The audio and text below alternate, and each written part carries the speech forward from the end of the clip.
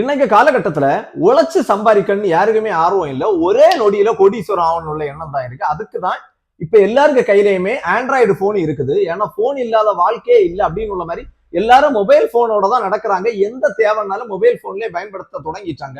அவங்களுக்கு வேண்டிதான் கொண்டு வந்திருக்காங்க போல ஆன்லைன் ரம்மின்னு. பல லட்சங்களை இழந்து பல குடும்பங்கள் அதனால என்னன்னா எங்கேயோ தள்ளப்பட்ட நிலையில உயிரிழப்புகளும் நிறையவே நடந்திருக்கு. இப்ப லாஸ்ட் டைம் கூட ஒரு உயிரிழப்பு நடந்திருக்கு. இதுக்கு சரியான விழிப்புணர்வு இல்லையான்னு கூட எனக்கு தெரியல. ஏன்னா செல்ல ஓபன் பண்ணியாச்சுன்னா ஜங்கிலி ரம்மி விளையாடுங்கன்னு வீடியோ கொடுக்கறதுக்கு மட்டும் நிறைய பேர் இருக்காங்க. இந்த ப்ரொமோஷன் வீடியோ கொடுக்கறவங்க இந்த ஜங்கிலி ரம்மி வேண்டி இந்த ரம்மி இது மாதிரி பட்டதுக்கு வேண்டி கொடுக்காதுங்க.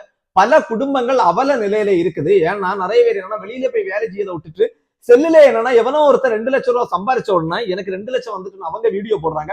அதை நம்பி தெரியாத பாமர மக்கள் அவங்கள்ட்ட இருக்க பணம் வீடு எல்லாத்தையும் வித்து போய் அங்க ஏதோ கோடீஸ்வரம் ஆகலான்னு போய் நடுத்தெருவுல நிக்க சூழ்நிலை வருது. உங்க நண்பர்கள் யாராவது இந்த விளையாட்டுக்கு அடிமையா இருந்தா கூட அவங்களுக்கு வழிமுறைகளை சொல்லி கொடுங்க, ஒரு கவுன்சிலிங்காவது கொடுங்க. ஏன்னா மரணம் அவங்களை நெருங்கி வந்துட்டு இருக்குன்னு உள்ளது அவங்களுக்கு தெரியாமலே இருக்கு. இன்னும் கூட ப்ரொமோஷன் வீடியோக்கு போற நண்பர்கள் கூட ஜங்கிலி ரம்மி கேட்டி வீடியோக்கு போவாங்க. ஏன்னா எத்தனையோ குடும்பம் அழிவுக்கு நீங்களும் ஒரு காரணமா இருக்கீங்கன்னு உள்ளது உங்களுக்கு தெரியுமான்னு தெரியல.